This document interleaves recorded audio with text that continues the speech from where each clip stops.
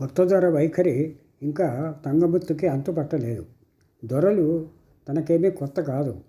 20 ఏళ్ల నుంచి prospect tea estate కండక్టర్గా పనిచేస్తున్నాడు. ఇప్పటికీ ఎనమండగురు మేనేజర్లదైనా చూశాడు. అంతా తెల్లదొరలే. అయితే వాళ్ళంతా ఒకెత్తు, సిమ్మన్స్ దొర ఒకెత్తు. వచ్చి ఇంకా పట్టుబడి 10 రోజులైనా కాలేదు. అప్పుడే ఎస్టేట్ అంతా చెడ తిరిగేశాడు. అన్ని విషయాలు క్షుణ్ణంగా తెలుసుకున్నాడు. వచ్చే ఏడాది టీ నాటబోయే స్థలం కోసం ఇప్పటి నుంచి వెతుకుతున్నాడు. మునుపటి దొరలంతా వచ్చిన నెల 2 నెలలకు కానీ కార్యరంగంలో దూకేవారు కారు. నెల్లాళ్ళు బదిలీ అయిన దొర నుంచి ఎస్టేట్ వ్యవహారాలు తెలుసుకోవడంలోనూ ఛార్జ్ పుచ్చుకోవడంలోనూ గడిచిపోయేవి. తర్వాత కొన్నాళ్ళు ఇరుగు పొరుగు మేనేజర్లను కలుసుకోవడం, క్లబ్బులకు వెళ్ళి రావడం, పార్టీలు, డ్యాన్సులు, ఆ పైన అలసట తీర్చుకోవడం. సిమ్మన్స్ దొరికి ఇవేమీ పట్టినట్టు లేదు. నోట్లో ఒక పైపు ఉంటే చాలు. ఎండనక వానక వారనక ఎంత పనైనా చేసుకుపోతాడు. దొర పని సమయంలో పైపు కాల్చడం తంగముత్తుకు నచ్చలేదు. ఇంతకు ముందున్న దొరలు ఎస్టేట్లో పని తనిఖీ చేయడానికి వచ్చినప్పుడు సిగరెట్ పైపు మొదలైనవి కాల్చేవాడు కాదు. ఒకరిద్దరు అలా చేయడం తప్పని చెప్పినట్టు కూడా తంగముత్తుకి జ్ఞాపకం. సిమ్మన్స్ దొర అన్నిటిలోనూ వ్యతిరేకమే. ఎస్టేట్ కూలీలని నవ్వుతూ పలకరిస్తాడు. ఎప్పుడు పడితే అప్పుడు వాళ్ళ గోడు వింటాడు. సానుభూతి చూపిస్తాడు. కండక్టర్లతోనూ కులాసాగా కబుర్లు చెప్తాడు. పాత దొరలు ఎప్పుడూ తంగముత్తుతో కానీ తన అసిస్టెంట్తో కానీ ఎస్టేట్ వ్యవహారాలు తప్ప ఇంకేమీ మాట్లాడలేదు. సిమ్మన్స్ దొర కలుపుగోరుతనం తంగముత్తుని కలవరపెట్టింది. ఇలా ఉంటే కూలీలని కండక్టర్లని అదుపులో పెట్టగలడా? తంగముత్తు అలవాటు లేని ప్రతి విషయాన్ని అనుమానంగా చూస్తాడు. కొత్త దొర ప్రవర్తన అతనికి సంతోషం కలిగించినప్పటికీ తనలో జీర్ణించిపోయిన పాత దొరల సంప్రదాయంతో సంఘర్షణ పడి అతన్ని దీర్ఘాలోచనలో ముంచింది. కొత్తగా నాటిన టీ ఇక్కడి నుంచి ప్రారంభం అవుతుందనుకుంటాను. దొర ప్రశ్న వెనక నడుస్తున్న తంగముత్తుని తిరిగి పరిసరాల్లోకి లాగింది. అవును సార్. తంగముత్తు కుడి చెయ్యి అనుకోకుండా ఖాకీ టోపీ మీదకి పోయింది. ఎక్కువ అనుకో ప్రదర్శించేటప్పుడు కొంచెం వంగి టోపీ చివరని కుడి చేతి మునివేళ్లతో ముందుకు వచ్చి వదిలేయటం అతనికి అలవాటు. ఎప్పుడు నాటారు? సిమ్మన్స్ దొర అడిగాడు. పోయిన ఏడాది సార్. ఎన్ని ఎకరాలు? 20 సార్.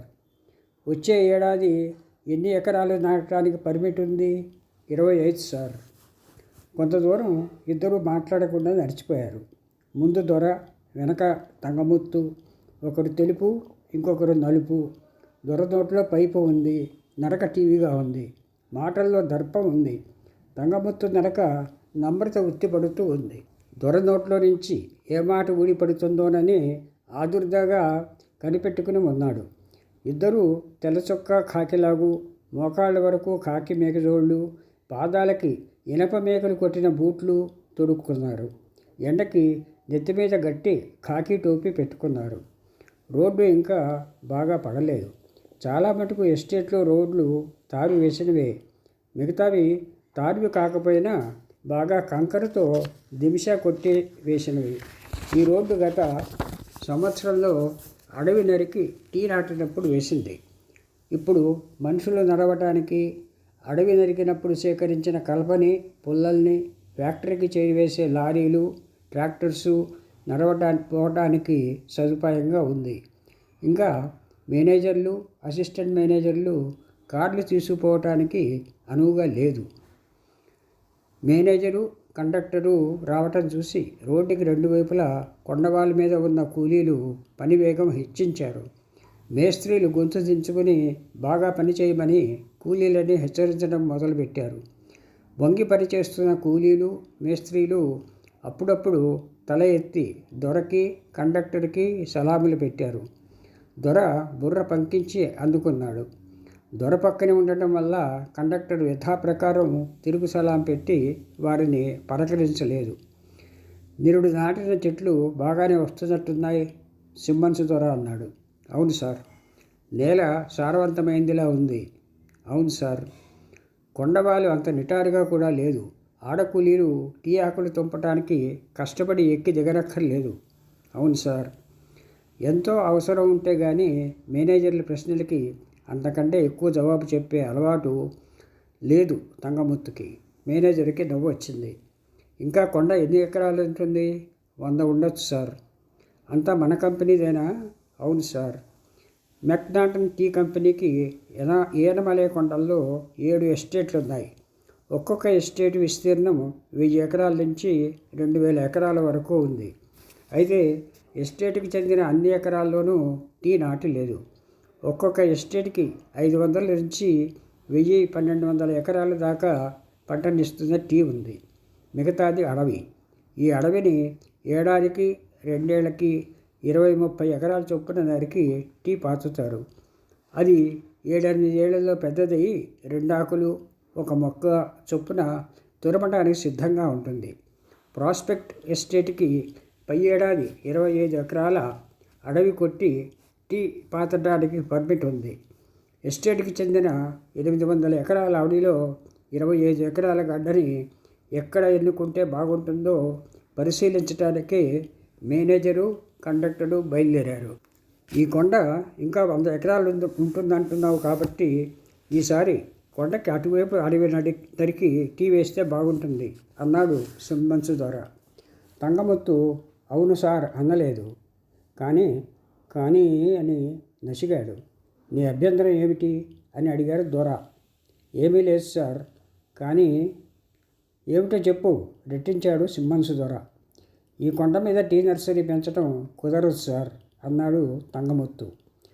అడవి నరికి టీ మొక్కలు పాతడానికి 1 ఏడాది ముందు నుంచి టీ నర్సరీలు సాగుతూ రావాలి. చల్లని పందిర్ల కింద మెత్తటి ఇసుకలో టీ విత్తనాలు పాతుతారు. పాతిన 2-3 వారాల్లో అవి పగిలి చిన్న మొలకలు బయలుదేరుతాయి. అప్పుడు వాటిని తీసి 9 అంగుళాల పొడుగు 3 అంగుళాల వెడల్పు ఉన్న వెదురు బుట్టల్లో పాతుతారు. అవి 5-6 అంగుళాల ఎత్తు పెరిగిన తర్వాత 18 అంగుళాల బుట్టల్లోకి మారుస్తారు. వర్షాకాలం ప్రారంభంలో వాటిని కొత్తగా అడవి నరికి బాగు చేసిన భూమిలో పాతుతారు. ఇలా మొక్కల్ని పాతే ముందు సాగుతూ రావడానికి చదునైన నేల, మంచి నీటి వసతి కావాలి. ఈ నర్సరీలు మొక్కల్ని పాతబోయే స్థలానికి ఎంత దగ్గరలో ఉంటే అంత మంచిది. లేకపోతే ఒకటొకటిగా బుట్టలు మూసుకోవడం విపరీతమైన ఖర్చు. అక్కడ నర్సరీ పెంచడం కుదరదు అని చెప్పినప్పుడు తంగముత్తు బుర్రలో ఇవన్నీ మెదిలాయి. ఎంచేత కొండకి ఆ వైపు నీటి వసతి లేదా అని అడిగాడు సిమ్మన్స్ ద్వారా. ఒక్కచోట ఉంది సార్. అక్కడే భూమి చదును చేస్తే సరిపోతుందిగా. అది కాదు సార్. ఇంకేమిటి? అది టీ నాటడానికి మంచి స్థలం అని 10 ఏళ్ల క్రితమే స్టీవెన్స్ ద్వారా నిర్ణయించి నర్సరీ ఏర్పాటు చేశారు సార్. అయితే ఎందుకు వదిలేశారు? అక్కడ ఏనుగుల రాయి ఉంది సార్. అప్పుడప్పుడు ఏనుగులు వచ్చిపోతూ ఉంటాయి. అడవి కొట్టేస్తే అవే దూరంగా పోతాయి కదా. నిజమే సార్.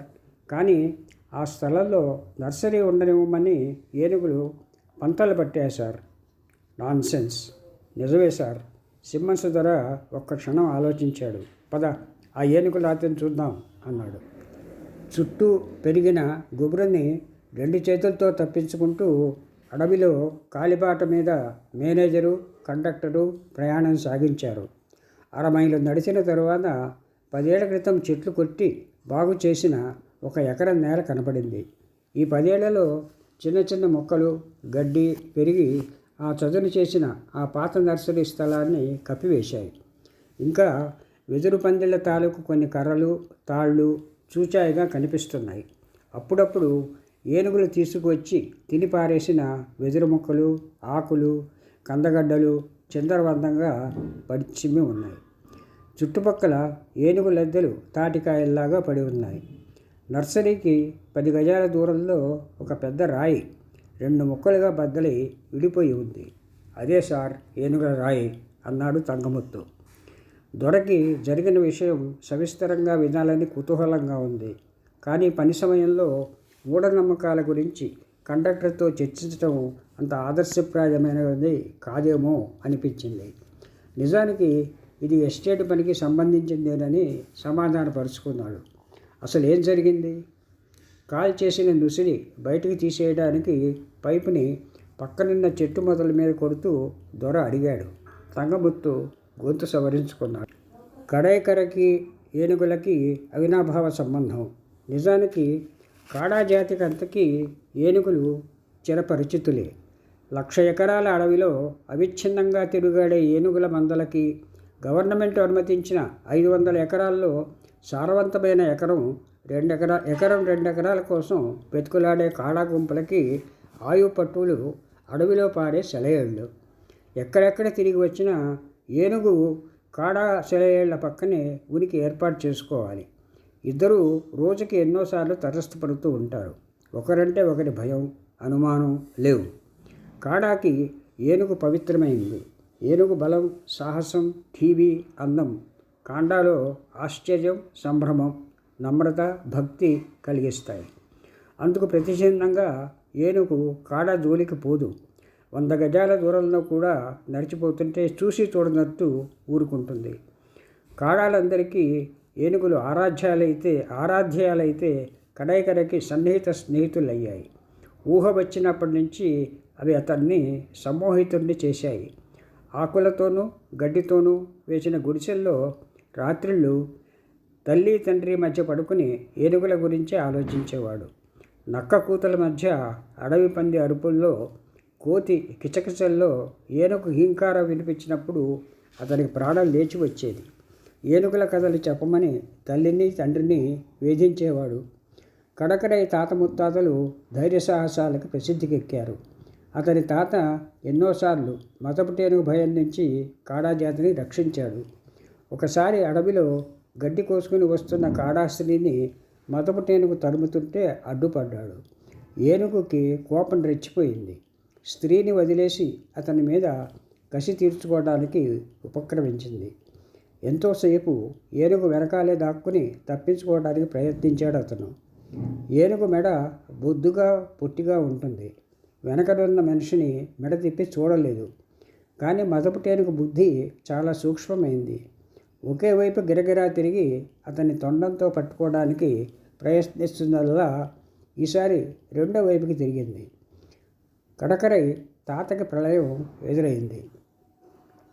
అతను మాత్రం ఏం తక్కువ వాడు కాదు. వెంటనే ఏనుగు కాళ్ళ మధ్య దూరి తోక పట్టుకున్నాడు. ఏనుగు ఎంత ప్రయత్నించినా విదిలించలేకపోయింది. అతని పట్టు జంతువుకి చక్కలి గంతలు పెట్టింది. ఒకే భయంతో అది అడవిలోకి పరుగుదీసింది. సమయం కనిపెట్టి అతను పట్టు వదిలేసి నేల మీద కూలబడ్డాడు. మళ్ళీ మతపుటేనుగు ఆ పరిసర ప్రాంతాల్లో కడకరై తండ్రికి ఏనుగులంటే ఎంతో అభిమానం. అతని పడుతున్నదో జరిగిన సంగతి. అప్పుడు తన గుడిసికి 400-500 గజాల దూరంలో చెరువు ఉండేది. అందులో స్నానం చేయడానికి, నీళ్లు తాగడానికి ఏనుగులు వేసంకాలంలో వస్తూ ఉండేవి. అతను ఎత్తైన చెట్టు కొమ్మల్లో దాక్కుని చూసి ఆనందించేవాడు. ఏనుగులకి నరవాసన పసిగట్టడం పుట్టుకతో వచ్చిన విద్య అయినా మనిషి కనిపించకుండా దాక్కుని ఉంటే కళ్ళతో కనుక్కునేటంత ప్రజ్ఞ లేదు. ఒకనాడు ఆ గుంపులో మగ ఏనుగు కణతల కింద రంధ్రంలో నుంచి చమురు కావటం చూశాడు అతను. వెంటనే ఏనుగు మదించిందని, మస్తులో ఉందని గ్రహించాడు. మగ ఏనుగులు అప్పుడప్పుడు మస్తులో ఉంటాయి. అప్పుడు అవి ఉగ్రరూపం ధరించి కనుచూపు మేరలో సర్వధ్వంసం చేస్తాయి. మనిషి కనిపిస్తే రక్తపు ముద్దగా తొక్కి తాండవమాడుతాయి. మనుషులను చంపిన మదపుటేనుగులని కాల్చి చంపడానికి ప్రభుత్వం ప్రయత్నం జరుగుతోంది. ఈ ఏనుగు మదించి అడవిలో పుల్లలు కొట్టుకోవడానికి వచ్చిన 2-3 మనుషులను చంపిందని వినగానే దానిని చంపిన వాళ్ళకి బహుమానం ప్రకటించింది గవర్నమెంటు. ఈ వార్త కడకరి తండ్రిని ఎంతగానో బాధ పెట్టింది. మస్తు కలకాలం ఉండబోదని, అది తక్కిన తర్వాత ఏనుగు ఎప్పటిలాగా సాధువుగా మారిపోతుందని అతనికి తెలుసు. కొన్ని రోజులు పరిసరాల్లో జాగ్రత్తగా మసలితే పోయేదానికి నిండు ప్రాణిని చంపటం అతని మనస్సుని క్షోభపెట్టింది. అయితే ప్రభుత్వం శాసిస్తే అడ్డు తగలగా వాళ్ళు ఎవరు? అతనికి ఒక ఉపాయం తట్టింది. మదపుటేనుగు తిరిగే స్థలంలో పెద్ద గొయ్యి తీసి దాని మీద పచ్చని ఆకులు, కొమ్మలు కప్పి పెట్టాడు. గొయ్య మీద మనిషి పరిగెత్తడానికి వీలుగా సన్నటి చెక్క వంతెనలాగా వేసి గొయ్యకి యువతల పక్క 100 గజాల దూరంలో నుంచుని డప్పులు వాయించాడు. చప్పుడు విని మదపుటేనుకు ఉరకలు వేసుకుంటూ వచ్చింది. అతని మీద ఉరికి తొండంతో మెలిపెట్టడానికి వెంటాడింది. అతను కర్ర వెంటల మీదుగా పరిగెత్తి గొయ్యి అవతల పక్క చేరిపోయాడు. తరుముకు వస్తున్న ఏనుగు ఊతిలో పడిపోయింది. ఏనుగుది అంత స్థూలకాయమైనా మనిషితో సమానంగా పరిగెత్తగలదు. ఒక్కొక్కప్పుడు ఓడించగలదు. అయినా దాని ప్రాణం కాపాడడం కోసం ఆ మాత్రం సాహసించడం అవసరం అనిపించింది అతనికి. తర్వాత 10 రోజులు నల్లమందు పడేసి మంచినీళ్లు పూసి కడకరై తండ్రి దాన్ని మస్తులో నుంచి తొలగించాడు. అంత ఉగ్రస్వరూపం అతి సాధువుగా మారిపోయింది. అప్పుడు అది బయటికి రావడానికి పట్టుగా పెద్ద పెద్ద దుంగలు గోతులోకి దొర్లించాడు. ఇటువంటివే ఎన్నో కథలు వింటుంటే కడకరై ఒళ్ళు గగురు పొడిచేది. ఏనుగులంటే విపరీతమైన ప్రేమ అతన్ని ఆవరించేది. వాటిని మననం చేసుకుంటూ నిద్రపోయేవాడు. సశేషం.